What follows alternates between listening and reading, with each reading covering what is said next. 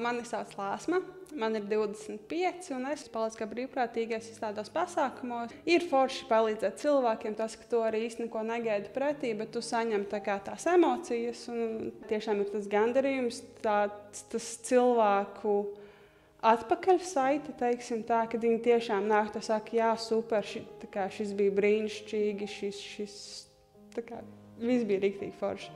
Ļoti daudz arī nozīmēja tas, kad 21. gadā, ja es nemaldos, es dabūju gada brīvprātīgo Latvijā.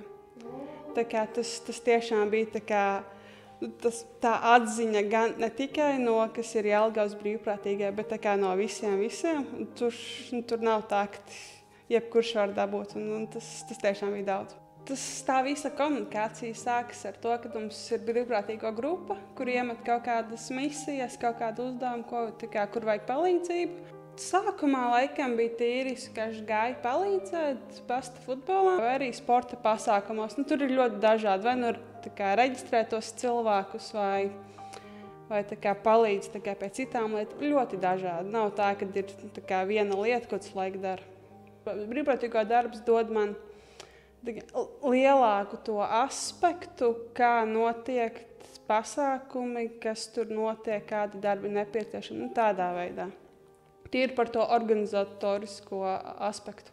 Koncertos ir vai nu biļetes pārbauda, vai palīdz ģērbtuvēs, tur drēbes savāc tādā veidā. No sākuma tur jāizdara tavs darbs, un tad, kad tie cilvēki vairāk nenāk pie tevis, kad vairs nav nepieciešams, tad tu ej baudi koncertu, tu ej izkliedējies, pavadi labu laiku un atpūties. Tad atkal ir kaut kādi pārtraukumi, ir koncerta beigas, un tad atkal sākas darbs, un tad varbūt tās beigas diži neizbauda, bet tas vidus pārsvarā ir tas, ko mēs izbaudam. Jā.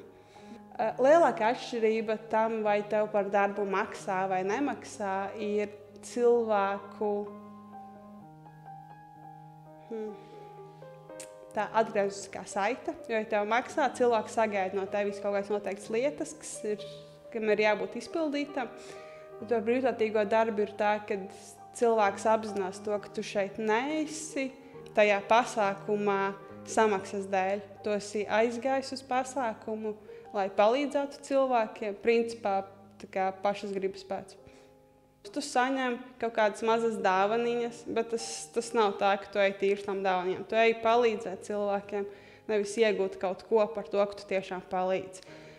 Man liekas, ka pusmaratonā Jelgavas palīdzēju, braucu ar ritiņu, skatījos cilvēkus, vai nav kāds pievienojies pēdējā brīdī, un par to saņēmu medaļu.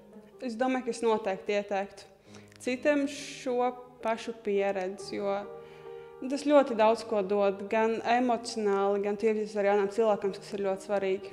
Noteikti kaut kādas prasmes ir tādas, ko es arī paņemu līdz pēc tam pasākumiem. Vairāk varbūt es paņemu sev to organizatorisko daļu, kā notiek, kas un kā, ko es varu tiešām pielietot tālāk. Galvenais ir tiešām nākt, censties un izmēģināt vajag vienmēr. Es domāju, tā lieta, ko varētu novēlēt, ir tiešām nebaidīties no nezināmā. Censties un darīt, pat ja nesanāk laiks, droši, kā jau es minēju, neviens neraksta, kad tu biji, kad nebija.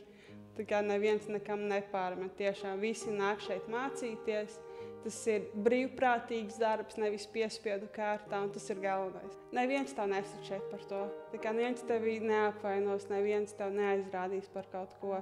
Droši ej, droši izbaudi tās lietas, kas tev liekas interesantas, piedalies tajos pasākumos un galvenais nepadodies.